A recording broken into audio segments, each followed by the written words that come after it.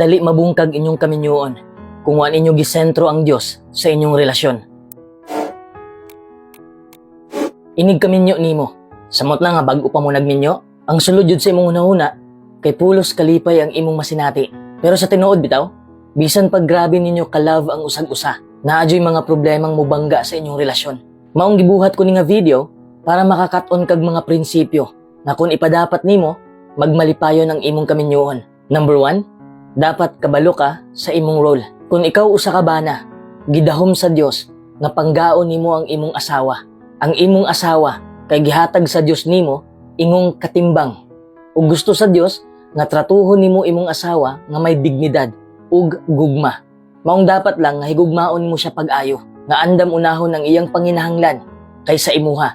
Basahon nato ang Efesos 5:28. Angang higugmaon sa mga bana ang ilang mga asawa sama sa ilang kaugalingong lawas. Kung ikaw usa ka asawa, gidahom sa Dios nga tahuron gyud nimo ang imong bana ug tabangan siya sa pagtuman sa iyang papel. Basahon nato ang Efesos 5:33. Ang asawa angay nga dunay dakong pagtahod sa iyang bana.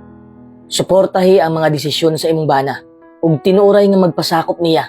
Kung imo nang buhaton, matahom ka sa mga mata sa imong bana ug sa Dios. Kinahanglan nga pangutan-a ang imong partner kung unsay imong pauswagon para mahimo kang mas maayong bana o asawa. Kung unsa man gani iyang isulti, paminawa siya pag-ayo ug paningkamot nga muuswag ka. Dayon pagpailog, nagkinahanglag panahon ang pagkat-on kung unsaon nga mapalipay ang usag-usa. Number 2, pag-amping sa imong pulong. Kinahanglang mahuna-hunaon ka sa kaayuhan sa imong partner. Basahon nato ang Filipos 2:3 ug 4. Likay ang hilig nga makig-away o ang pagpakaimportante sa kaugalingon. Apan magpaubos mo ug isipa ang uban nga labaw kay kaninyo. Nga magtan-aw dili lang sa kaugalingong kaayuhan, kundili sa kaayuhan sab sa uban.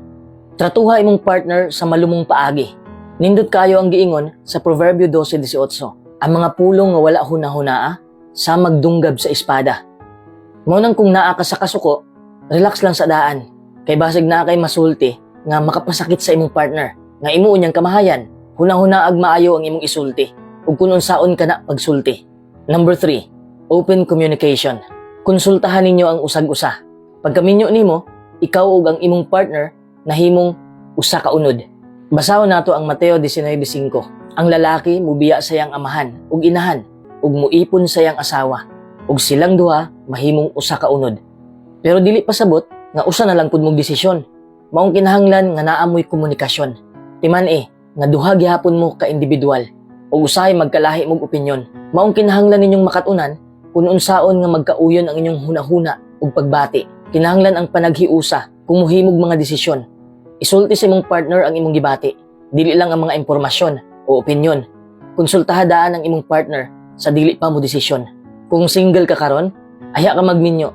Dapat bukas na imong pangisip sa realidad ug dapat positibo ka. Ayaw pagdahom nga ikaw o ang imong partner dili masayop. Kay kitang tanan, di ka exempted, di ta perpekto.